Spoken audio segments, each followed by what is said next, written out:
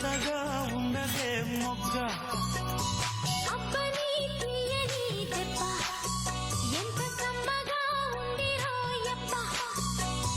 వయ్యారాల వెల్లువా వాటేస్తుంటే వారెవా